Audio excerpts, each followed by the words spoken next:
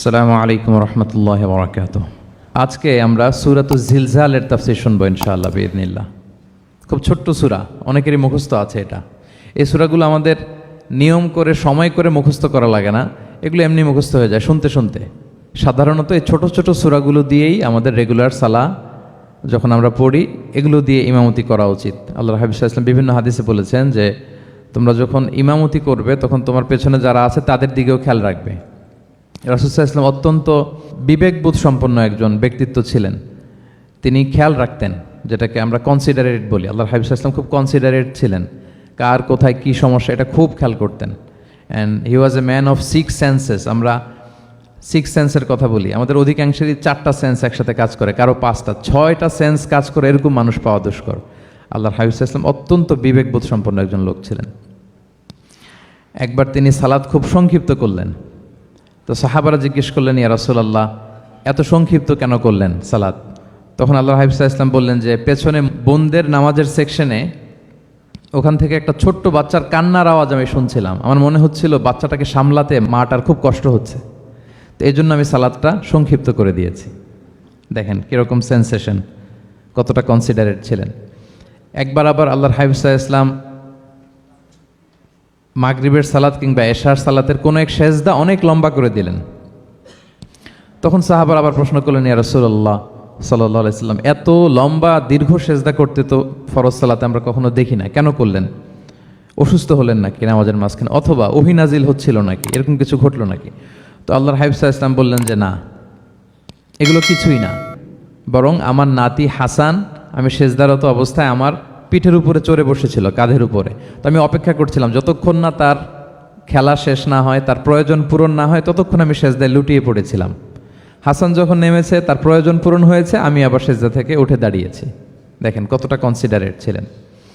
তো এইভাবে আল্লাহর হাবিব সাল্লাল্লাহু আলাইহি ওয়াসাল্লাম ছোট ছোট সূরাগুলো দিয়ে ফরজ সালাতের ইমামতি করতে উদ্বুদ্ধ করতেন।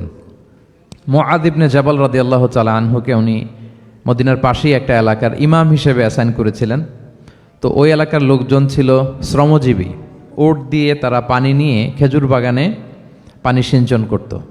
সারাদিন পরিশ্রম করে ওনারা সালাতে অংশগ্রহণ করত। তো একবার উনি মাগরিবের সালাতে সূরাতুল বাকারা তেলাওয়াত শুরু করলেন। কোরআনের সবচাইতে ছোট সূরা নাকি সবচাইতে বড় সূরা, 286 আয়াত বিশিষ্ট সূরা। তো ওনারা ছিলেন ক্লান্ত, শ্রান্ত, পরিশ্রান্ত।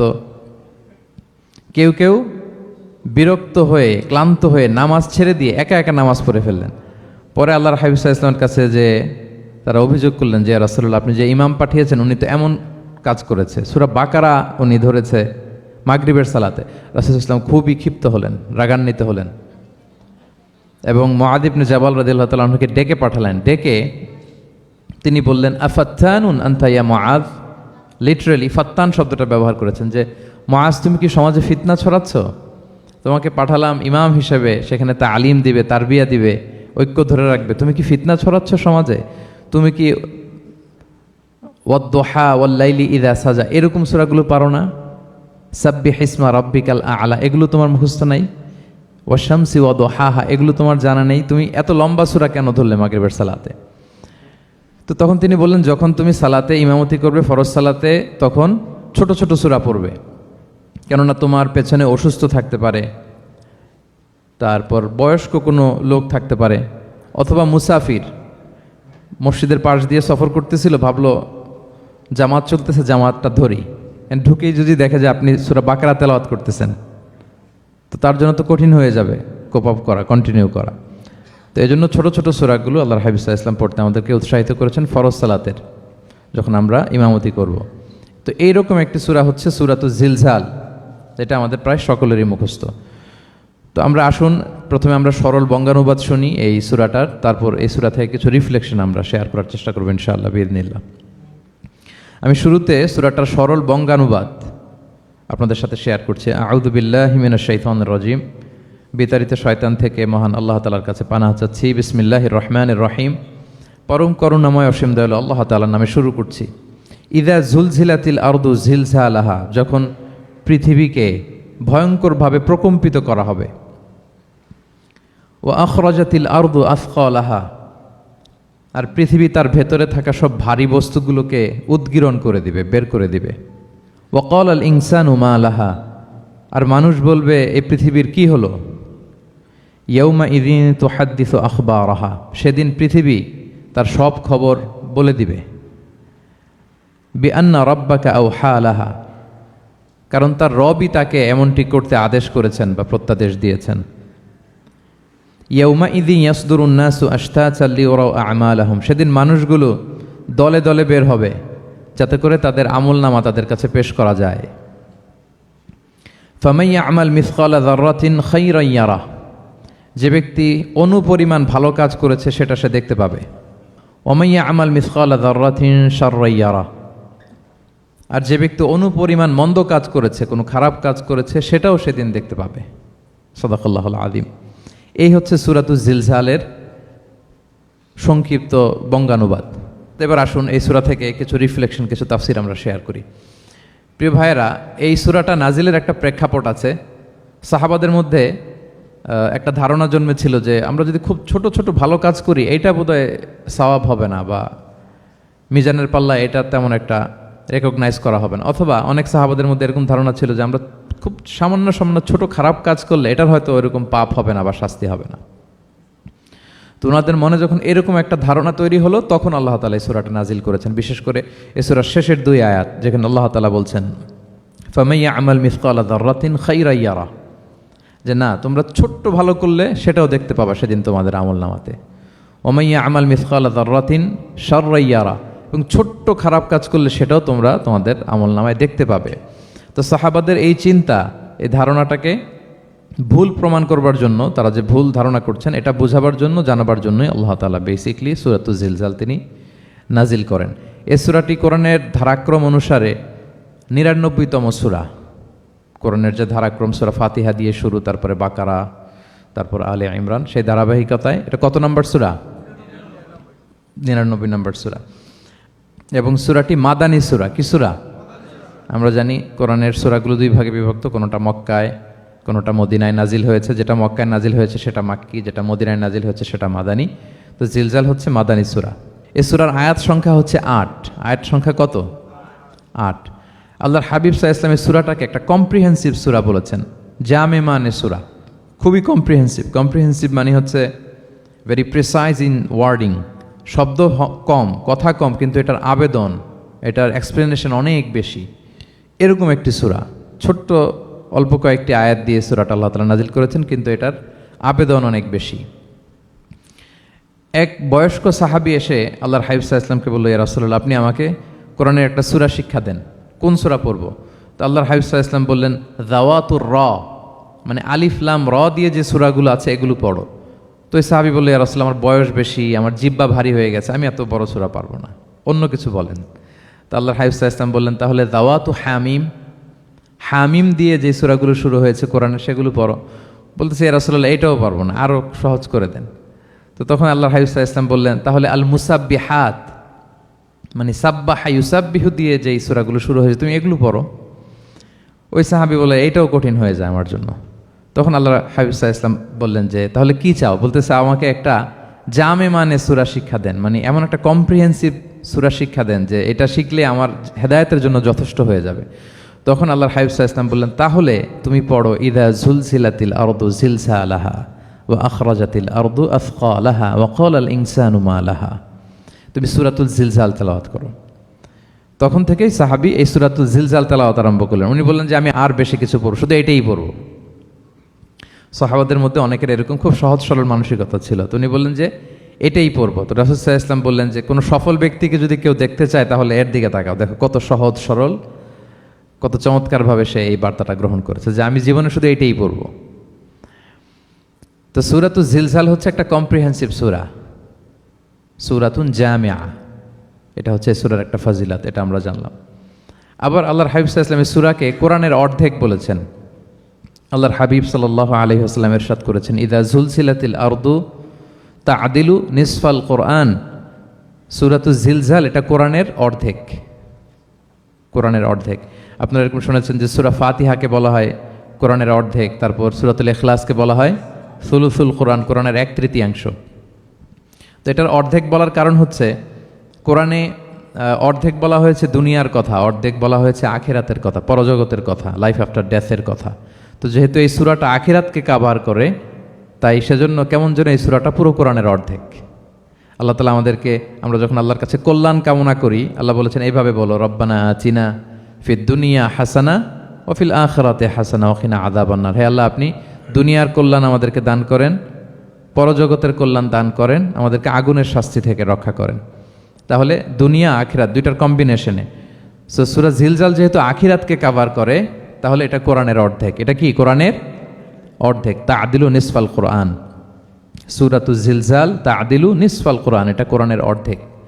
তাহলে দুইটা আমরা ফদিলত বা ভার্চু জানতে পারলাম এই সূরার। এক নম্বর হচ্ছে এটা একটা কম্প্রিহেন্সিভ সূরা, কম্প্রিহেন্সিভ সূরা। দুই নম্বর জানতে পারলাম এটা কোরআনের অর্ধেক, নিসফুল কোরআন। আচ্ছা, এবার আমরা সূরার তাফসিরে চলে যাই। আল্লাহ তাআলা ইরশাদ করছেন, ইযা জুলজিলাতিল আরদু জিলজালাহা, যখন এই পৃথিবীটাকে প্রকম্পিত করা হবে। প্রিয় ভাইরা, বেসিকলি এই 8 আয়াত বিশিষ্ট সূরাটার মধ্যে আমরা দুইটা ভাগ করতে পারি। প্রথম 5 আয়াতে আল্লাহ তাআলা কিয়ামতের বিভীষিকাময় পরিস্থিতির একটা চিত্রায়ন এখানে এনেছেন, পিকচারাইজ করেছেন যে কিয়ামতের যে সময়টা হবে এটা কেমন হবে, এটা আল্লাহ তাআলা চিত্রায়িত করেছেন। সূরাকে মনোযোগ দিয়ে যদি আপনি পড়েন, অনুধাবন করেন, মনে হবে যে কিয়ামতের চিত্রটা আপনার চোখের সামনে ভেসে উঠেছে। তো 8 আয়াত বিশিষ্ট এই সূরার প্রথম 5 আয়াতে আল্লাহ তাআলা তিনি কিয়ামতের বিভীষিকাময় পরিস্থিতির একটা বর্ণনা হাজির করেছেন। এরপর শেষের 3 আয়াতে কেমন করে আমাদের আমল নামা পেশ করা হবে, আমরা যা করি ভালো কিংবা মন্দ, এটাকে লিখে রাখা হয়, এটাকে রেকর্ড করে রাখা হয়। ওই আমল নামাটা আবার একদিন আমাদের হাতে পেশ করা হবে। ওই সময়টা কেমন হবে, ওই দৃশ্যটা কেমন হবে, এটা আল্লাহ তাআলা বলেছেন। আই রিপিট, আমি আবারও বলি, সূরার আয়াত সংখ্যা কত? 8। তো প্রথম 5 আয়াতে আল্লাহ তাআলা কিয়ামতের বিভীষিকাময় পরিস্থিতির বর্ণনা দিয়েছেন, আর শেষের 3 আয়াতে আমাদেরকে যে আমাদের আমল নামা পেশ করা হবে তার একটা চিত্র তুলে ধরেছেন। এবার মোটামুটি সহজ হয়ে আসছে না ব্যাপারটা? আচ্ছা, তো প্রথম 5 আয়াতে আল্লাহ তাআলা কিয়ামতের চিত্রায়িত কিভাবে কেমন করে করলেন, চিত্র হাজির করলেন। আল্লাহ বললেন যে ইযা জুলজিলাতিল আরদু জিলজালাহা, যখন পৃথিবীকে ভয়ঙ্করভাবে প্রকম্পিত করা হবে, পুরো পৃথিবীটাকে একটা ঝাঁকুনি দেয়া হবে। এই সূরার নামই হচ্ছে ঝাঁকুনি দেওয়ার সূরা, ঝাঁকুনি। জিলজাল মানে হচ্ছে শেকিং, আর্থকোয়েক, ভূমিকম্প, ভূকম্পন। ভূমিকম্পের সাথে পরিচিত না সবাই? এক্সপিরিয়েন্স হয়েছে কারো ভূমিকম্প? নাকি ঘুমায় থাকার সময় হয়, সব সময় হয়েছে? হ্যাঁ, মাঝে মাঝে আমরা এক্সপিরিয়েন্স করি আর্থকোয়েক, ভূকম্পন, পৃথিবী কেঁপে ওঠে। এটা একটা ন্যাচারাল ফেনোমেনা। পৃথিবীর মাটির নিচে অনেক কিছু থাকে, এগুলো নড়ে চড়ে উঠলে পৃথিবীটাও কেঁপে ওঠে। নানা কারণে ভূকম্পনটা হয়। পৃথিবীর ভেতরে অনেকগুলো শিলার স্তর আছে। আমরা যেরকম মাটি দেখি, পুরো পৃথিবীটা জুড়েই কিন্তু এরকম মাটি নয়, অনেক শিলা আছে, রূপান্তরিত শিলা, পাললিক শিলা, আগ্নেয়গিরির শিলা। এই শিলাগুলোর মধ্যে ডিসপ্লেস হলে পৃথিবী কেঁপে ওঠে। আবার পৃথিবীর ভেতরে আগুন আছে, গ্যাস আছে, এই গ্যাসগুলো যখন মুভ করে তখন পৃথিবীর উপরে কেঁপে ওঠে। একটাকে হাইপোসেন্টার বলে, আরেকটাকে ইপোসেন্টার বলে। হাইপোসেন্টার মানে পৃথিবীর ভেতরের অংশটাকে বলে হাইপোসেন্টার, আর ভূপৃষ্ঠের এটাকে বলে ইপোসেন্টার। ওই হাইপোসেন্টারে যদি কোনো ঝড় হয়, উপরে এই প্রকম্পিত হয়। এটাকে আমরা ভূকম্পন বা ভূমিকম্প হিসেবে দেখি পৃথিবীতে। তো এই পৃথিবীতে অনেক বড় বড় ভূমিকম্প আমরা দেখেছি। জাপানে, আমার গত বছর একটা সফর ছিল জাপানে, তো সকাল বিকেল ভূমিকম্প হয়। এখানে তো আমরা 6 মাস 1 বছর ভূমিকম্প দেখি, ওখানে সকালে বিকেলে একটু একটু করে কাঁপতেছে। এর কারণ হচ্ছে ওইটা এমন একটা এলাকায় পড়েছে, প্যাসিফিক ফায়ার রিংস বলে, একটা প্লেটের উপর, 7টা ট্যাকটনিক প্লেটের উপর আল্লাহ তাআলা পৃথিবীকে সেট করেছেন। ওই ট্যাকটনিক প্লেটগুলো যদি একটার সাথে একটা ঘর্ষণ হয়, অনেক এনার্জি রিডিউস করে, ওইখান থেকে পৃথিবীর উপরে এরকম ভাইব্রেশন শুরু হয়, এই প্রকম্পনটা শুরু হয়। তো জাপানের বিভিন্ন সময় আমরা বড় বড় ভূমিকম্পের কথা শুনেছি। ওদের কান্টো সিটি আছে একটা, অনেক বড় ভূমিকম্প হয়েছিল 1920 সালে, লাখখানেক লোক মারা গিয়েছে। আপনাদের সুনামির কথা মনে থাকবার কথা, সুনামির কথা মনে আছে? কত সালে? 2004 সালে। এই ভূমিকম্পে পুরো একটা মহাদেশ কেঁপে উঠেছিল, দ্য এন্টায়ার এশিয়া, পুরো এশিয়াটা কেঁপে উঠেছিল। এটাকে আন্ডারসি মেগাথার্স্ট আর্থকোয়েক বলে। এত ভয়ঙ্কর ভূমিকম্প হয়েছে যে পুরো, মাঝে মাঝে ভূমিকম্পে তো 1-2টা দেশ আক্রান্ত হয়, এটা পুরো একটা মহাদেশ কেঁপে উঠেছিল। ওই ভূমিকম্পের কারণে ইন্দোনেশিয়াতে প্রায় 2.5 লাখ লোক মারা গিয়েছে, 2.5 লক্ষ। বান্দা আছে সুমাত্রাতে, হাইতিতে একবার একটা ভূমিকম্প হয়েছে, আর অনেক আগে লক্ষ লক্ষ লোক মারা গিয়েছে। তো এই যে ভূমিকম্প, এর নামে আল্লাহ তাআলা বেসিকলি এই সূরাটা দিয়েছেন। তবে পৃথিবীবাসী যেই ভূকম্পন এক্সপিরিয়েন্স করেছে, কিয়ামতের সময় যে ভূমিকম্প হবে ওটা কি ওই রকম হবে? হ্যাঁ, ওটা ভয়ঙ্কর ভূমিকম্প হবে, মারাত্মক ভূমিকম্প। আল্লাহ তাআলা বলছেন, ইয়া আইয়ুহান নাসুত্তাকু রাব্বাকুম ইন্না জালজালাতাস সাআতি শাইউন আযীম।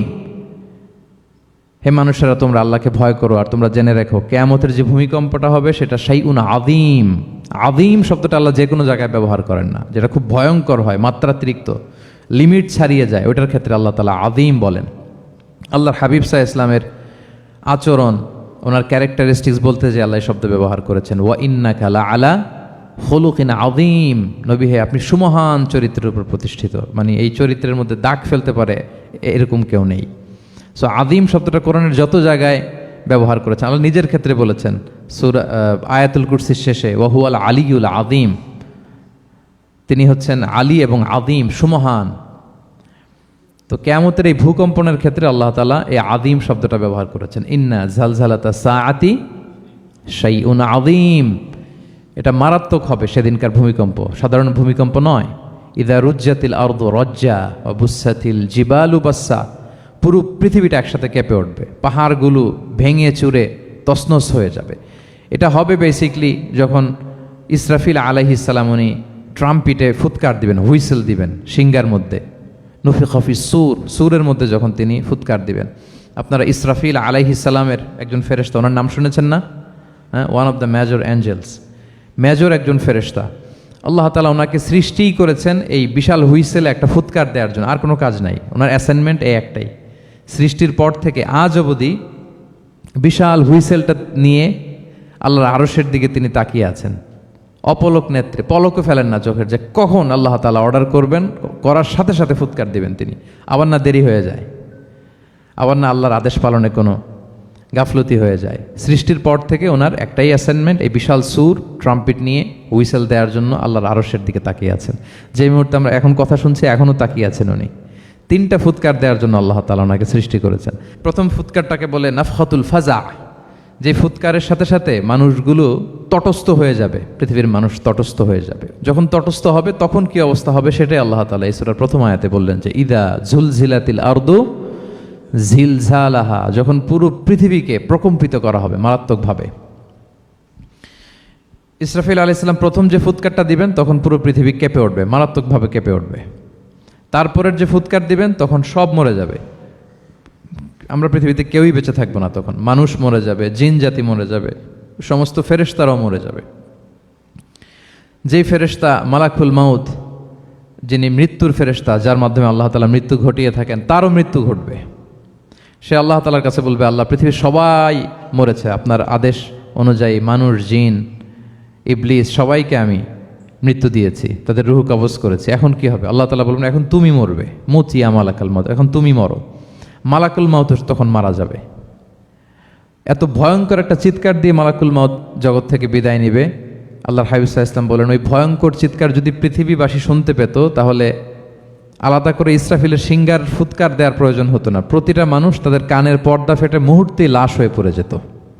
মালাকুল মাউত মরে যাবে, তখন মহাবিশ্বে আর কেউ থাকবে না একটা সত্তা ছাড়া। তিনি কে?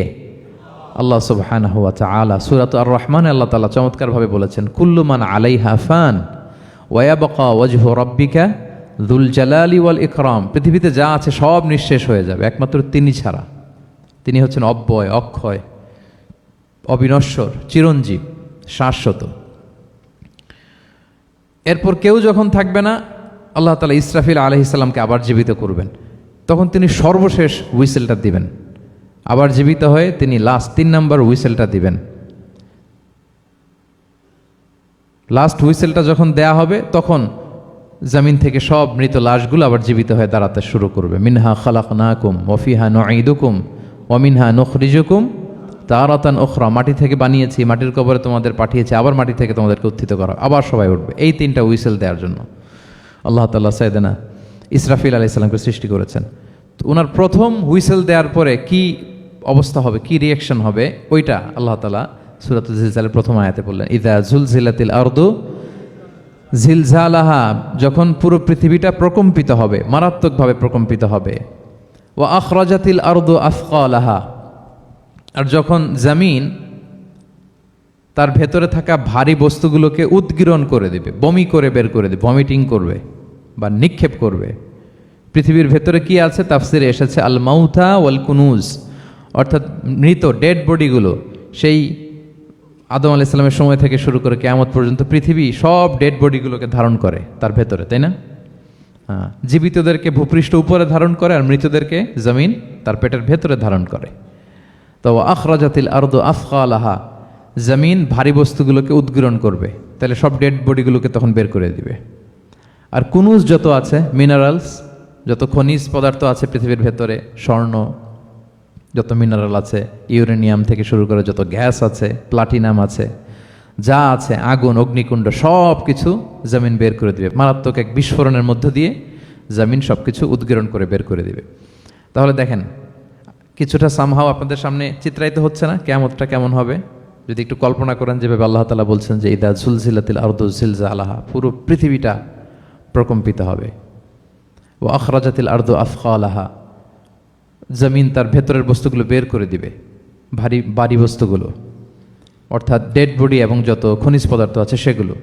ওয়াকাল আল ইনসানু মা লাহা, মানুষ বলবে পৃথিবীর হলো কি? What's happening? কি হচ্ছে? কি হলো পৃথিবীর? পৃথিবী এরকম কেন করতেছে? যে আয়াতটা বলেছিলাম যে ইন্না জালজালাতাস সাআতি শাইউন আযীম, সেখানে আল্লাহ তাআলা বলছেন ইয়াউমা তারাউনাহা তাযহালু কুল্লু মুরদিআতিন আম্মা আরদাআত ওয়া তাদউ কুল্লু যাতি হামলিন হামলাহা ওয়া তারান নাসা সুকারা ওয়া মা হুম বিসুকারা ওয়ালাকিন্না আযাবাল্লাহি শাদীদ। মানুষের ফার্স্ট রিয়াকশন কি হবে এই আর্থকোয়েকের পরে? এই আয়াতে চমৎকারভাবে আল্লাহ তাআলা বলছেন। আল্লাহ বলছেন যে পরিস্থিতিটা এত ভয়ঙ্কর হবে, কারণ এরকম ভূকম্পন তো পৃথিবীবাসী দেখেনি। এত মারাত্মক ভূমিকম্প হবে যে দুধ খাওয়াচ্ছে এরকম মা তার দুধের বাচ্চার কথা ভুলে যাবে। আল্লাহু আকবার। দেখেন এখানে উপমাটা কীরকম। সাধারণত দুধের বাচ্চার প্রতি মায়ের আলাদা একটা টেক কেয়ার থাকে, মানে তাকে রেখে এদিক সেদিক যায় না, গেলেও চোখে চোখে রাখে, বা কোথাও গেলেও অন্যকে বলা যায় তুমি একটু দেখো। কি এরকম করে না? দুধের বাচ্চা তো, সে খুবই ছোট বাচ্চা, তার আলাদা কেয়ারের প্রয়োজন হয়, এক্সট্রা কেয়ারের প্রয়োজন হয়। তো দুধ খাওয়ায় ব্রেস্ট ফিডিং মাদার কখনো তার বাচ্চাকে চোখের আড়াল করতে দেয় না বা চায় না। আল্লাহ বললেন যে তখন পরিস্থিতি এত ভয়ানক হবে যে নিজের দুধের বাচ্চার কথাই মা ভুলে যাবে। তারপর এখনও পরিপূর্ণ হয়নি পেটের ভেতরে বাচ্চা, এরকম মা যারা আছে গর্ভবতী, সাধারণত কয় মাস পরে বাচ্চা ডেলিভারি হয়? 8 মাস 9 মাস পরে। দেখা যাবে যে 2 মাসের বাচ্চা, এখনও ভ্রূণ, 3 মাসের বাচ্চা, 4 মাসের বাচ্চা। এই ভয়ঙ্কর পরিস্থিতির চোটে যত গর্ভবতী নারী আছে সব মুহূর্তে ডেলিভারি করে দেবে, মুহূর্তে, ইনস্ট্যান্ট। ও তাদাউকুল দাতু হামলিন হামলাহা, যত মা আছে গর্ভবতী সবাই, প্রেগনেন্ট মহিলারা মুহূর্তে ডেলিভারি করে দেবে, প্রি ম্যাচিউরড বেবি। কেউ ভ্রূণ, কেউ 3 মাসের, কেউ 4 মাসের বাচ্চাগুলো ডেলিভারি হয়ে যাবে। মানুষগুলো পঙ্গপালের মতো দৌড়াতে থাকবে, বিক্ষিপ্ত পতঙ্গের মতো দৌড়াতে থাকবে মানুষ। আর বলবে ওয়াকাল আল ইনসানু মা লাহা, মানুষ তখন, মানুষের ফার্স্ট রিয়াকশন হবে যে মা লাহা, কি হলো? What's happening? কি হচ্ছে? কিছুই বুঝতে পারতেছি না। মা লাহা, পৃথিবীর কি হলো?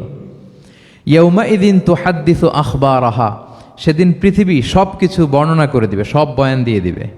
আমরা এই পৃথিবীর উপরে জমিনে যা করি সব কিন্তু পৃথিবীর মধ্যে রেকর্ডেড থাকে। জমিন সেদিন বয়ান দিবে, সেদিন আসলে সব কিছুই বয়ান দিবে। জমিন বয়ান দিবে, হাত পা সাক্ষী দিবে। যেখানে মানুষ যে সমস্ত জিনিসের মাধ্যমে, যেই টুলসগুলোর মাধ্যমে পাপ করেছে, অন্যায় করেছে, সব কিছু সেদিন সাক্ষী দিবে।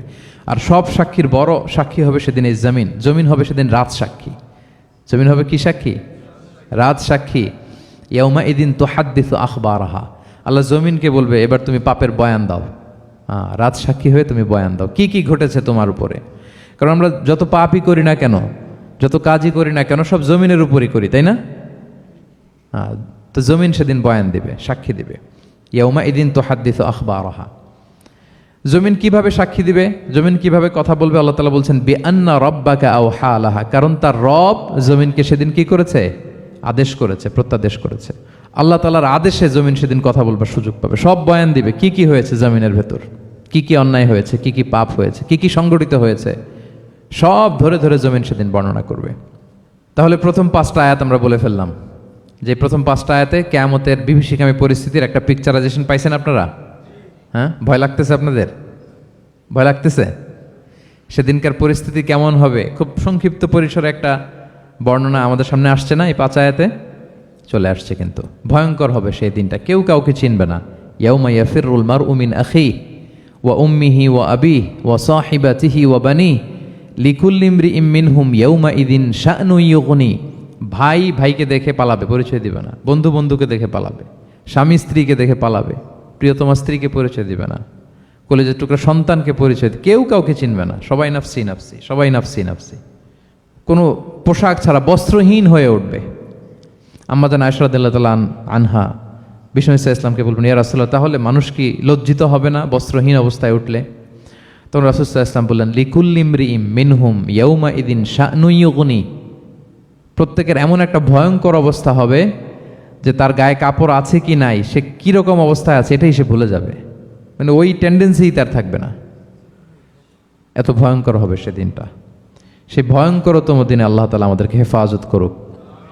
আল্লাহর হাবিব সাল্লাল্লাহু আলাইহি ওয়াসাল্লাম বলেছেন, সে ভয়ঙ্করতম দিনে আল্লাহর সুশীতল আরশের নিচে 7 শ্রেণীর লোকজন ছায়া পাবে। ওই 7 শ্রেণীর অন্তর্ভুক্ত যেন আমরা হতে পারি, আল্লাহ তৌফিক দান করুক। সম্মানিত ভাইয়েরা, তাহলে সূরা জিলজালের 8 আয়াত বিশিষ্ট সূরার প্রথম 5 আয়াত আমরা কভার করলাম। আমরা বলেছি যে প্রথম 5 আয়াতে আল্লাহ তাআলা কিয়ামতের বিভীষিকাময় পরিস্থিতির বর্ণনা দিয়েছেন, সেটা গেল। পরের 3 আয়াতে কি নিয়ে আলোচনা করা হয়েছে বলেন তো দেখি, মনে আছে কিনা? হ্যাঁ, আমল কিভাবে পেশ করা হবে, আমল নামা, সেটা নিয়ে আল্লাহ তাআলা বলেছেন। আল্লাহ তাআলা শুরু করছেন, আল্লাহ বলছেন যে ইয়াউমা ইযি ইয়াসদুরুন নাসু আশতাতা। সেদিন মানুষগুলো দলে দলে বের হবে, দলে দলে এসে বের হবে। কেন? লিউরাউ আমালাহুম, যাতে করে তাদের আমল নামা তাদেরকে দেখানো যায়। তার মানে কি করেছি সেদিন আমল নামা আমরা দেখব। ইয়াউমা ইযি ইয়াসদুরুন নাসু আশতাতাল লিউরাউ আমালাহুম, যাতে করে তাদের আমল নামা তাদেরকে দেখানো যায়। তার মানে সেদিন আমরা আমাদের আমল নামা দেখব, কি করেছি না করেছি সব সেদিন সে আমল নামায় থাকবে। তো আমল নামাটা 2 ভাবে দেয়া হবে। হাদিসে এসেছে, কোরআনের আয়াতও এসেছে। নেককার লোকদের আমল নামা ডান হাতে দেয়া হবে, সামনের দিক থেকে। আর পাপাচারী, সীমালঙ্ঘনকারী, জালিমদের আমল নামা পেছন থেকে বাঁ হাতে দেয়া হবে, পেছন থেকে এনে বাঁ হাতে। আর নেককারদের সামনে থেকে ডান হাতে। আল্লাহ তাআলা যেন আমাদেরকে ডান হাতে আমল নামা দান করেন। এই কথাটা আল্লাহ চমৎকার ভাবে বলছেন, ফাআম্মা মান উতিয়া কিতাবাহু বিয়ামিনিহি ফাসাউফা ইউহাসাবু হিসাবান ইয়াসীরা। সেদিন আল্লাহ তাআলা যাকে ডান হাতে আমলনামা দিবে তার হিসাবটা সহজ হবে। আল্লাহর হাবিব সাল্লাল্লাহু আলাইহি ওয়াসাল্লাম সব সময় এই দোয়াটা করতেন, আল্লাহুম্মা হাসিবিনা হিসাবান ইয়াসীরা। হে আল্লাহ, আপনি আমার হিসাবটাকে সহজ করেন। হে আল্লাহ, আপনি আমার হিসাবটাকে সহজ করেন। এই দোয়াটা আপনারাও পড়বেন, আল্লাহুম্মা হাসিবিনা হিসাবান ইয়াসীরা। দেখেন, আল্লাহর হাবিব সাল্লাল্লাহু আলাইহি ওয়াসাল্লামের ব্যাপারে বলা হয়েছে গফিরা লাহু মা তাকাদ্দামা মিন যামবিহি ওয়া মা তাআখার। আল্লাহর হাবিব সাল্লাল্লাহু আলাইহি ওয়াসাল্লামের আগের পরের সব গুনাহ মাফ। আদতে তো গুনাহই নাই, নিষ্পাপ ছিলেন তিনি, মাসুম। নবীরা হচ্ছেন মাসুম। তারপরেও আল্লাহর হাবিব সাল্লাল্লাহু আলাইহি ওয়াসাল্লাম এই দোয়াটা করতেন, আল্লাহুম্মা হাসিবিনা হিসাবান ইয়াসীরা। এরপরও তিনি এই দোয়াটা সবসময় করতেন। তাহাজ্জুদের সালাতে দাঁড়িয়ে থাকতে থাকতে ওনার পা ফুলে যেত। সিজদায় যে কাঁদতে কাঁদতে জামা ভিজিয়ে ফেলতেন, হাত্তা বাল্লা লিহিয়াতাহু, দাড়ি ভিজিয়ে ফেলতেন, হাত্তা বাল্লা হাজারাহু, জামা ভিজিয়ে ফেলতেন, হাত্তা বাল্লাল আরদা, সিজদায় পরে কাঁদতে কাঁদতে জমিন ভিজিয়ে ফেলতেন। তো আম্মা জান আয়েশা রাদিয়াল্লাহু তাআলা আনহা বলতেন, ইয়া রাসূলুল্লাহ, এত কষ্ট কেন করেন? আপনার পা ফুলে যায়, কাঁদতে কাঁদতে আপনি হয়রান হয়ে যান। আল্লাহ তো বলেছেন যে আপনার আগের পরের সব গুনাহ মাফ। আল্লাহর হাবিব সাল্লাল্লাহু আলাইহি ওয়াসাল্লাম বলতেন, আফালা উহিব্বু আন আকুনা আবদান শাকুরা। হে আয়েশা, আমি কি শুকরগুজার বান্দা হতে পছন্দ করব না? আল্লাহ তাআলা আমাকে ক্ষমা করেছেন, আমাকে স্পেশাল স্ট্যাটাস দিয়েছেন। এই যে আল্লাহ তাআলার বিশেষ অনুগ্রহ, এটার শুকরিয়া স্বরূপ আমি কি তার কাছে নিজেকে পেশ করব না? তো দেখেন, আল্লাহর হাবিব সাল্লাল্লাহু আলাইহি ওয়াসাল্লাম যার কোনো গুনাহ নাই, তিনিও দোয়া করতেন, আল্লাহ আমার হিসাবটা সহজ করো। সেদিন যার হিসাব সহজ হবে তার জন্য সব কিছু মিলে যাবে, তার মুক্তি। আর যদি আল্লাহ হিসাব কঠিন করে, হাদিসে এসেছে, আল্লাহ যদি কাউকে জিজ্ঞেস করে, মান নুকিশা উযযিবা। নুকিশা এসেছে নিকাশ থেকে। আমরা বাংলা একটা কথা বলি না, হিসাব নিকাশ। নিকাশ বলেন আপনারা? নিকাশ, হিসাব নিকাশ। নিকাশটা আরবি শব্দ। মান নুকিশা উযযিবা, যার নিকাশ নেওয়া হবে, হিসাব নিকাশ নেওয়া হবে, উযযিবা, তাকে আল্লাহ শাস্তি দেবে। যদি বলে এটা করলা কেন, ওখানে গেলা কেন, এটাতে জড়িত হইলা কেন, এই কেন কেনর প্রশ্নবাণে যদি আল্লাহ তাআলা আমাদের জর্জরিত করেন তাহলে অবস্থা খারাপ। আল্লাহ আমাদেরকে হেফাজত করুক। আর যাকে আল্লাহ তাআলা অনুগ্রহ করবেন, অনেককে আল্লাহ তাআলা এইভাবে অনুগ্রহ করবেন, আল্লাহ বলবেন তুমি যে এই পাপটা করছিলা মনে আছে? তখন বান্দা বলবে আল্লাহ মনে আছে, আমি স্বীকৃতি দিচ্ছি, অ্যাকনোলেজ করছি আল্লাহ আমি পাপী, আল্লাহ আমি ভুল করে ফেলেছি। আল্লাহ বলবে এটা দুনিয়ার কেউ জানে না, আজকে আমিও জানাবো না কাউকে, যাও তুমি আমার এই ডান হাতের নিচ দিয়ে জান্নাতের ভেতরে ঢুকে যাও। আল্লাহুম্মা জাআলনা মিনহুম, আল্লাহুম্মা জাআলনা মিনহুম, আল্লাহুম্মা জাআলনা মিনহুম ইয়া রাব। আল্লাহ তুমি আমাদেরকে তাদের অন্তর্ভুক্ত করো, আমরা পড়ি আমিন। আল্লাহর হাবিব সাল্লাল্লাহু আলাইহি ওয়াসাল্লাম বলতেন আল্লাহুম্মা হাসিবিনা হিসাবান ইয়াসিরা, আল্লাহ আপনি আমাদের হিসাবকে সহজ করুন। ফাআম্মা মান উতিয়া কিতাবাহু বিয়ামিনিহি, তাহলে হিসাব সহজ হবে কাদের? যাদেরকে আল্লাহ কোন হাতে আমলনামা দিয়েছেন? ডান হাতে। ফাসাউফা ইউহাসাবু হিসাবান ইয়াসিরা, তাদেরকে সহজভাবে হিসাব নেওয়া হবে। ওয়া ইয়ানকালিবু ইলা আহলিহি মাসরুরা, তারা তাদের পরিবারের সাথে খুব আনন্দ উৎফুল্লতার সাথে মিলিত হবে। আর ওয়া আম্মা মান উতিয়া কিতাবাহু ওয়ারাআ যাহরিহি, আর যাদেরকে পেছন থেকে আমলনামা দেয়া হবে বা হাতে, ফাসাউফা ইয়াদউ সুবুরা, তারা মৃত্যু কামনা করবে, সেদিন মৃত্যু, ধ্বংস কামনা করবে তারা, নিজেদের ধ্বংস। ওয়ায়াসলা সাঈরা, আর তারাই জাহান্নামে অন্তর্ভুক্ত হবে, জাহান্নামে তারাই প্রবেশ করবে। বলে আয়াযু বিল্লাহ, নাউযু বিল্লাহ, আল্লাহ আমাদেরকে তুমি হেফাজত করো। তাহলে আমলনামার পর্বটা কেমন হবে? আল্লাহ বলছেন ইয়াউমা ইযি ইয়াসদুরুন নাসু আশতাত, দলে দলে মানুষ উঠবে, কবর থেকে আসবে, লিউরাউ আমালাহুম, যাতে করে তাদের আমলনামা তাদেরকে দেখানো হয়। আর আমলনামা কারো আসবে সামনে থেকে ডান হাতে, কারো আসবে, আমরা যেন ডান হাতে পাই নাকি? এই ফরিয়াদ, এই প্রার্থনা আমরা আল্লাহর কাছে করি। এবার আমলনামা পেয়ে গেলাম আমরা সবাই হাতে, এবার আল্লাহ তাআলা আমাদেরকে বলবেন তোমরাই একটু পড়ো তোমাদের আমলনামা। ইকরা ইকরা কিতাবাকা কাফা বিনাফসিকা আল-ইয়াউমা আলাইকা হাসিবা, পড়ো তোমার আমলনামা, হিসেবের জন্য তুমিই যথেষ্ট আজকে। ধরেন আজকে আপনার গণিত পরীক্ষা গেছে, ধরেন অঙ্ক পরীক্ষার পরে যার খুব কনফিডেন্স ভালো, ভালো গণিত জানে, সে আসলে আগে থেকেই জানে যে আমি 100তে 100, তার একটা নিজের হিসেব নিকেশ আছে না নাকি? হ্যাঁ। আর ধরেন যে যার গণিত মিলে নাই, পরীক্ষা ভালো হয় নাই, যে হচ্ছে খুব খারাপ ছাত্র, একেবারে লাড্ডু গুড্ডু মেরে আসছে, ও নিজেও জানে এটার ফল প্রকাশের জন্য এত ওয়েট করা লাগে না, তার একটা হিসাব নিকেশ আগে থেকে জানা আছে যে আমার দিয়ে তো কিছু হবে না, আমার অন্য চিন্তা করতে হবে। ফলাফল রেজাল্ট আসে নাই, কিন্তু সে নিজেও জানে যে সে 00 পাবে। আর যে গণিতে খুব ভালো, হ্যাঁ, সব তার গণিত মিলে গেছে, রেজাল্টের আগে থেকেই সে জানে যে আমার 100 থেকে 100 কেউ এটা থামাতে পারবে না। তো আমরা আসলে কে কি করেছি, আমাদের কি আমলনামা, সেদিন তো আমরা পাবো, কিন্তু তার আগে আমাদের নিজেদেরও একটা বন্দোবস্ত, হিসেব নিকেশ, বোঝাপড়া আছে না নাই বলেন? আমরা জানি আমরা কে কি করেছি আমরা জানি। আল্লাহ নিজেদেরকে তখন দায়িত্ব দিয়ে বলবেন ইকরা কিতাবাকা কাফা বিনাফসিকা আল-ইয়াউমা আলাইকা হাসিবা, পড়ো তোমার আমলনামা, ইকরা পড়ো। এবার তুমি মার্কিং করো, তোমাকে আমি মার্কিং করার আগে তুমি একটু করো দেখি তুমি কি করেছো, তুমি একটু মার্কিং করো। তো আমলনামা পাওয়ার পরে আমাদের যে প্রতিক্রিয়া হবে সেটা আল্লাহ কোরআনে তুলে ধরেছেন। আল্লাহ তাআলা বলছেন যে মানুষ বলবে মালি হাযাল কিতাবি লা ইউগাদিরু সগীরাতান ওয়ালা কাবীরাতান ইল্লা আহসাহা, এটা কেমন আমলনামা, ছোট বড় কোনো কিছু মিসিং হয় না এখানে। আল্লাহু আকবার, কিছু মিস হয় নাই। অনেক কিছু আপনারও মনে নাই, কিন্তু দেখার পরে মনে হবে।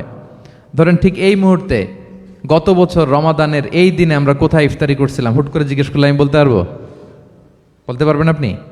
কিন্তু হিসাব কেউ মিলাই দিলে তখন মনে করবে ও তাই তো, আমি তো ওই সময় এটা করছি, ওই সময় তো ওইখানে ছিল। আমলনামা দেখে মানুষের ফার্স্ট রিয়াকশন হবে মালি হাযাল কিতাবি লা ইউগাদিরু সগীরাতান ওয়ালা কাবীরাতান ইল্লা, এটা কেমন আমলনামা, সব মিলে যাচ্ছে, তাই তো, এমনটাই তো করেছি আমি। সগীরাতান ওয়ালা কাবীরা, ছোট বড় তুচ্ছ নগণ্য সব আল্লাহ তাআলা তুলে ধরেছেন সেখানে, সব আমলনামায় তুলে ধরেছেন। মুমিনরা তো আমলনামা পেয়ে মহা খুশি, তাদের চেহারা হবে সেদিন উজ্জ্বল, প্রফুল্ল, প্রস্ফুটিত। উজুহু ইয়াউমাইযিন মুসফিরা দাহিকাতুম মুস্তাবশিরা, উজ্জ্বল থাকবে তাদের চেহারা। আর আরেক দলের চেহারা, যাদের আমলনামা বা হাতে দেয়া হয়েছে, তারা চিৎকার করবে, তারা নিজেদের ধ্বংস কামনা করবে, মৃত্যু কামনা করবে, তারা বাঁচার জন্য মুমিনদের কাতারে ঢুকে যেতে চাইবে। আল্লাহ তাআলা বলবেন না, আজকে ঢোকার সুযোগ নাই। ওয়ামতাজুল ইয়াউমা আইয়ুহাল মুজরিমুন, পাপীদেরকে আজকে আলাদা করে ফেলো।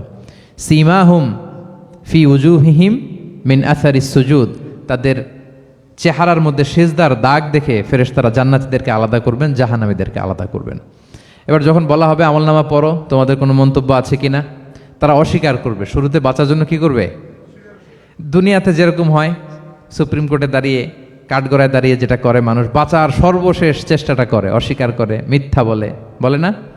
তো সেদিনও মানুষ অস্বীকার করবে, তারা বলবে আল্লাহ এটা আমি করি নাই। কি বলবে? করি নাই।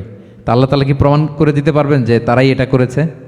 হ্যাঁ, এত এত ফ্যাক্টর অথেন্টিকেশন আল্লাহর কাছে থাকবে যে মানুষ অবাক হয়ে যাবে। আমরা যে মোবাইলে 3 ফ্যাক্টর 4 ফ্যাক্টর অথেন্টিকেশন দেই না, হ্যাঁ, আল্লাহর কাছে এরকম অনেকগুলো ফ্যাক্টর অথেন্টিকেশন থাকবে। আল্লাহ তাআলা প্রমাণ করে ছাড়বেন যেটা তুমিই করেছো। আল্লাহ তাআলা বলবেন এই আমলনামা যদি বিশ্বাস না হয়, আমার কিরামান কাতিবিনের কাছে একটা ব্যাকআপ ফাইল আছে, ওটার সাথে মিলাবো। কিরামান কাতিবিনা ইয়ালামুনা মা তাফআলুন, তোমরা যা করেছো সব তারা জানে, সব লিখে রেখেছে। কিরামান কাতিবিনের ব্যাকআপ ফাইল আনার পরে দেখা যাবে যে আমলনামা হুবহু একেবারে পাই টু পাই মিলে গিয়েছে। তারপরও তারা অস্বীকার করবে, বলবে যে আল্লাহ আমরা করি নাই, তোমার ফেরেশতারা ভুল করে লিখছে। এরকম নানা ধরনের অজুহাত, নানা ধরনের মিথ্যাচার তারা করতে চাইবে। আল্লাহ তাআলা তখন বলবেন যে ওয়াকুল্লা ইনসানিন আলজামনাহু তাইরাহু ফি উনুকিহি ওয়া নুখরিজু লাহু ইয়াউমাল কিয়ামাতি কিতাবান ইয়ালকাহু মানশুরা। আমাদের এই যে গ্রীবা লগ্নে আমরা যা করি সব কিছুর একটা ব্যাকআপ ফাইল আছে এখানে। সেদিন আল্লাহ তাআলা সেখান থেকে বের করবেন আমাদের আমলনামা। আল্লাহু আকবার। এই যে আমরা যা বলি এখানে রেকর্ড হয়ে যায়, এই জায়গাটাতে, এই গলার এইখানটাতে আল্লাহ রেকর্ড করে রাখেন। এবং সেদিন এখান থেকে আল্লাহ তাআলা একটা প্রিন্ট আউট বের করে দেখাবেন যে এই দেখো তোমার আমলনামা, কেরামান কাতিবিনের আমলনামা ব্যাকআপ ফাইল, এই যে তোমার এখানে গ্রীবালগ্নে আমি যেটা রেখেছি সেভ করে, এটাও মিলে যাচ্ছে। এরপর মানুষ অনেকে বিশ্বাস করবে না। ফিঙ্গারপ্রিন্ট দিয়ে আল্লাহ তাআলা মিলাবেন। দুনিয়াতে আমরা বায়োমেট্রিক অথেন্টিকেশন করি না, এটা আয়াহসাবুল ইনসানু আল্লাহ নাজমা ইযামা বালা কাদিরিনা আলা আন নুসাউইয়া বানানা। কারো ফিঙ্গারপ্রিন্টের সাথে কারোটা মিলে না, অস্বীকার করার কোনো সুযোগ থাকবে? এরপরেও অনেকে বিশ্বাস করবে না, এরপরেও অনেকে মানতে চাইবে না। আল্লাহ তাআলা আজবুজ জানাব থেকে আরেকটা কপি বের করবেন। আমাদের প্রত্যেকের ব্যাকবোনের নিচে কক্সিক্স আছে, ট্রায়াঙ্গেল, ছোট্ট একটা হাড্ডির কণা। আমাদের যে শিরদাঁড়ার একেবারে নিচে, এটাকে হাদিসের ভাষায় বলে আজবুজ জানাব। ইন্নাফিল ইনসানি আযমান, মানুষের দেহে একটা ছোট্ট হাড্ডি কণিকা আছে। লা তাআকুলুহুল আরদু আবাদা, জমিন কখনো ওই হাড্ডি কণিকা খেতে পারে না। মিনহা ইউরাক্কাবুল খালকু ইয়াউমাল কিয়ামা, কিয়ামতের দিন সেখান থেকে সৃষ্টিকে আবার তোলা হবে। সেটার সাথে আল্লাহ তাআলা মিলাবেন, সেখান থেকেও প্রমাণিত হবে।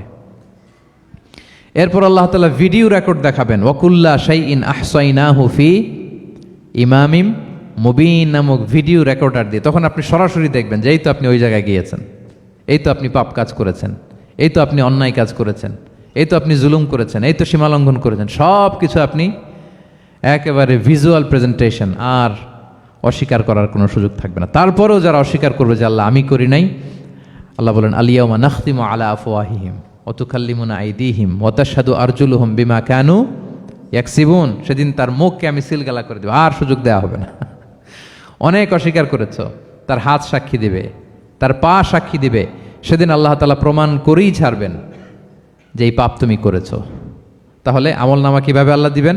আল্লাহ বলেন ইয়াউমা ইযি ইয়াসদুরুন নাসু আশতাতা, দলে দলে আসবে, লিউরাউ আমালাহুম, যাতে করে তাদেরকে আমলনামা দেখানো হয়।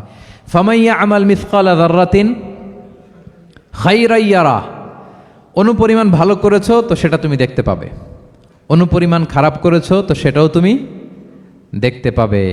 যাররা মানে হচ্ছে অণু, অ্যাটম, বস্তুর ক্ষুদ্রতম একক, একেবারে অণুর কথা আল্লাহ তাআলা বলেন যে একেবারে ছোট্ট কাজ সেটাও তুমি দেখতে পাবে, ছোট্ট খারাপ কাজ সেটাও দেখতে পাবে। আমরা অনেক সময় ছোটোখাটো জিনিসগুলোকে গুরুত্ব দেই না। আল্লাহর হাবিব সাল্লাল্লাহু আলাইহি ওয়াসাল্লাম বলেছেন ওয়ালা তাহকিরান্না মিনাল মা'রুফি শাইআ ওয়ালাউ আন তালকা আখাকা বিওয়াজহিন তালিক। তোমরা কোনো ছোট ভালো কাজকে এটাকে আন্ডারমাইন করো না, ছোট মনে করো না। যে কোনো ভালো কাজ হোক এটাকে ছোট করবো না। ইভেন তুমি তোমার ভাইয়ের সাথে দেখা হলো যে মুচকি হাসি দিয়ে কথা বলো, এটারও তুমি মনে করো না যে এটা কাজে লাগে, এটাও কাজে লাগবে। এটাও সেদিন মিজানের পাল্লায় তোমার নাজাতের বড় মেজর একটা ওসিলা হয়ে যেতে পারে। আপনি যে আপনার ভাইয়ের সাথে মুচকি হাসি দিয়ে কথা বলেন, এটা সাদাকার সওয়াব হয়। Your smile to your brother, it's a charity. তাবাসসুমুকা ফি ওয়াজহি আখিকা সাদাকা, দেখলেন সালাম দিলেন, একটা মুচকি হাসি, এটা সাদাকা দেয়ার সওয়াব। সুবহানাল্লাহ, এটাও সেদিন কাজে লেগে যাবে। সো ফামাইয়া আমাল মিসকালা যাররাতিন খাইরান ইয়ারা ওয়া মাইয়া আমাল মিসকালা যাররাতিন শাররান ইয়ারা। ছোট্ট ভালো কাজ যদি করো সেটাও দেখবে, ছোট্ট খারাপ কাজ যদি করো সেটাও দেখতে পাবে। যত ছোট ভালো কাজ করেন, রাস্তায় একটা ধরেন যে কলার ছোলা পড়েছিল, ভাবলেন যে এইটা সরাই দেয় একটু, আমি ইমাতাতুল আদা আনিত তরিক হবে, মানুষ পিছলে পড়লে পা ভাঙবে। তো এই ময়লাটা একটু সরাই দিলেন, কলার একটা ছোলা পড়েছিল খোসা, এটা ফেলে দিচ্ছেন, দেখবেন যে ওই দিন এটাও রেজিস্টার করা আছে, এটাও লেখা। একজনকে মুরব্বী একজন আসছে, আপনার বসার সিট ছিল, ওনার সিট ছিল না, উঠে দাঁড়িয়ে তাকে বসার সুযোগ করে দিয়েছে, ওই দিন দেখবেন যে এটাও লেখা, এটার জন্য অনেক সওয়াব রেজিস্ট্রেশন করা আছে। একজন রাস্তা দিয়ে যাচ্ছিল, জিজ্ঞেস করতেছে ভাই যে এই জালান অমুকটা কোথায়, তো আপনি বলে দিলেন যে জালান গুম্বাকটা তো এইদিকে, তো সে আপনার কারণে ওই দিন সঠিক পথে যেতে পারলো। আপনার কাছে মনে হয়েছে ছোট্ট ফিউ সেকেন্ডসের একটা নেক কাজ, কিন্তু সেদিন দেখবেন আমল নামায় সেটাও লেখা। আবার এরকম ছোট্ট ফামাইয়া আমাল মিসকালা যাররাতিন ছোট্ট আপনি একটা গালি দিয়েছেন কাউকে, কারোর ব্যাপারে, এর ব্যাপারে ওর কাছে যে কান ভারী করছেন, ফেসবুকে একটা বাজে কমেন্ট করে দিয়েছেন, দেখার কেউ নাই, ধরার কেউ নাই, দিলাম একটা গালি, দেখবেন যে ওই দিন সব একেবারে ক্ষুদ্র থেকে ক্ষুদ্রতর অনুপরিমাণ খারাপ কাজ, ভালো কাজ সব সেদিন আমলনামায় তুলে রাখবে কে? আল্লাহ সুবহানাহু ওয়া তাআলা, তিনি সেদিন আমলনামায় সব তুলে রাখবেন। সো আমরা কোনো ভালো কাজকে যেন তুচ্ছ মনে না করি, কোনো খারাপ কাজের সাথে যেন জড়িত না হয়, যত ছোট হোক। শয়তানের ওয়াসওয়াসায়, প্রবৃত্তির ধোকায় পড়ে, নফসের ধোকায় পড়ে কখনোই যেন পাপের কাজে আমরা পা না বাড়াই, এবং প্রত্যেকটা পাপকেই যেন আমরা ভয়ঙ্কর মনে করি যে না, এটা আমার জন্য কাল হয়ে দাঁড়াতে পারে। আর প্রতিটা ভালো কাজ করার ক্ষেত্রে যেন আমরা প্রতিযোগিতা করি, আর এই মাইন্ডসেট যেন থাকে যে না, এটা আমাকে বাঁচাতে পারে সেদিন। কি বলেন, ঠিক কিনা? তাহলে আল্লাহ তাআলা শেষ করলেন ফামাইয়া আমাল মিসকালা যাররাতিন খাইরান ইয়ারা। প্যাস লেগে যায় না? লেগে যায়, স্বাভাবিক। আগে খাইরান, পরে শাররান। অনুপরিমাণ ভালো করলে সেটাও সে সেদিন কি পাবে, অনুপরিমাণ খারাপ করলেও পাবে। দেখেন, এটা একটা আশা জায়গা নিয়েছে আমাদের, কিন্তু হোপফুল করে, তাই না?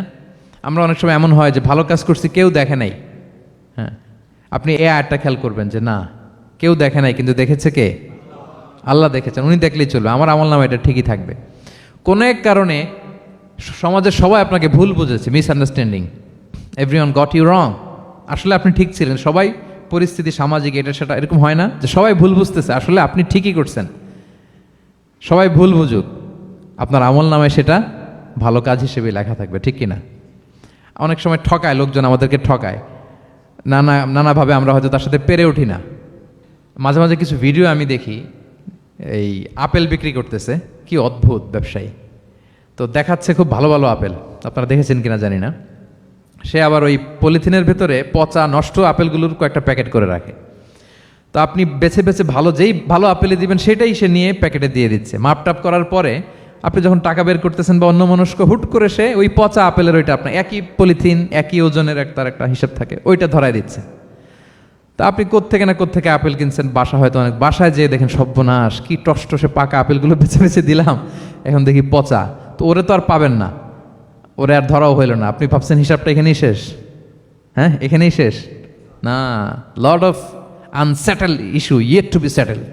এরকম অনেক কিছু আছে দুনিয়াতে, আপনি সেটেল করতে পারেন নাই, সেটেল হবে সেদিন। দ্য কনসেপ্ট অফ আখেরা যদি না থাকতো, this worldly life would be a joke. আখেরা বলে যদি কিছু না থাকতো, এই পৃথিবীটা আসলে একটা জোক ছিল, জোক। কেটে টুকরা টুকরা করে বস্তাবন্দি করে ফেলে রাখছে ডোবার মধ্যে, কেউ দেখে নাই, হদিস নাই, এটার সাক্ষীও পাওয়া, বিচারও হচ্ছে না। আর বিচারের যে দীর্ঘসূত্রিতা, আপনি ভাবছেন শেষ, এখানেই শেষ? Not that easy brother. একদিনে ঋণ তাকে শোধ করতে হবে। ফামাইয়া আমাল মিসকালা যাররাতিন খাইরান ইয়ারা ওয়া মাইয়া আমাল মিসকালা যাররাতিন শাররান ইয়ারা। ছোট্ট ছোট্ট ভালো যেখানে আল্লাহ লিখে রাখবেন, এই বড় বড় লোক ঠকানো, জুলুম, অপরাধ, এগুলোর বিচার হবে না একদিন? বলেন, বিচার হবে। তাহলে কনসেপ্ট অফ আখেরা, এটা আমাদেরকে আশাবাদী করে। এই যে আমরা কেউ দাদা হারিয়েছি, বাবা হারিয়েছি, আমরা বিশ্বাসীরা আমরা হতাশ হই না, আমরা বিশ্বাস করি আমি তো আমার বাবাকে পাচ্ছি ওইখানে। তো ক্ষণিকের একটা সময়, দুনিয়ার জীবনটা কি ক্ষণিকের। দিস দুনিয়া কম্পেয়ার টু আখেরা ইজ নাথিং, অ্যাবসলিউটলি নাথিং। আখেরাতের তুলনায় এটা তো কিছুই না। আমার দাদাকে পাবো, বাবাকে পাবো, তার মানে আখেরা, কনসেপ্ট অফ আখেরা আমাদেরকে হোপফুল করে, আশাবাদী করে। দুনিয়াতে আমাকে ভুল বুঝেছে, মানুষ ঠকিয়েছে, আমি অনেক কিছুর বিচার পাই না, আমি সেদিন পাবো। তো আপনাকে হোপফুল করছে না, এটা আশাবাদী করছে না? আখেরাত আমাদেরকে কি করে? আশাবাদী করে। যত জুলুম, অত্যাচার, যেগুলোর বিচার এই দুনিয়াতে হয় নাই, সেদিন সে বিচারটা হবে। ফামাইয়া আমাল মিসকালা যাররাতিন খাইরান ইয়ারা ওয়া মাইয়া আমাল মিসকালা যাররাতিন শাররান ইয়ারা। প্রিয় ভাইরা, তাহলে পেয়েছেন সূরাতুল জিলজালের আলোকে কিয়ামতের বিভীষিকাময় চিত্র এবং কেমন করে আমলনামা আমাদের সামনে পেশ করা হবে আপনাদের কাছে ক্লিয়ার হয়েছে? আল্লাহ তাআলা আমাদের সবাইকে ডান হাতে আমলনামা দিয়ে ধন্য করুক। আমরা যত নেক কাজ করেছি, ভালো কাজ করেছি, সবগুলোর বদলা, প্রতিদান, রিওয়ার্ড যেন আমরা সেদিন পাই। আল্লাহ তৌফিক দান করুক। আল্লাহ আমাদেরকে কোনো হিসাব ছাড়া বিনা হিসাবে জান্নাতে হিসেবে কবুল করুক। আল্লাহ তাআলা আমাদের সবাইকে কথাগুলো বোঝা আর আমল করার তৌফিক দান করুক।